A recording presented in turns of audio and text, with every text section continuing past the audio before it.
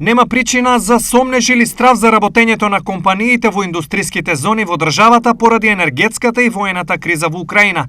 Напротив, активноста во нив е зголемена, изјави денес директорот Јован Деспотовски. Имаме значителен пораст на економската активност во зоните во февруари во однос на и на јануари, меѓутоа истиот месец минатата година за некаде на 30%, укажува дека ситуацијата е стабилна. Во истата насока, Деспотовски потенцираше дека државата на овие компании лани им исплатила 35% повеќе средства, што укажува на повеќе инвестиции и поголем број вработени.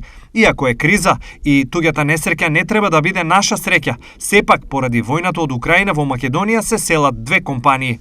Ке кажам за жал, имаме две компании кои што најавија дека заради кризата во Украина дел од капацитетите во Украина ќе бидат, постои голема веројатност да бидат преселени во Северна Македонија.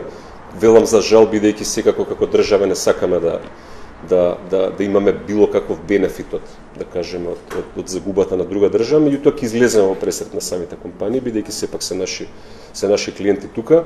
Во однос на државните обврски кон странските инвеститори во тир зоните за оваа година во буџетот се планирани 720 милиони евра кои на нив сукцесивно им се исплаќаат. Во моментов таму работат речиси 15.000 лица, а тој број владата очекува да биде зголемен бидејќи меѓу другите голема американска компанија е заинтересирана за влез во Македонија, а планира инвестиција од околу 150 милиони евра.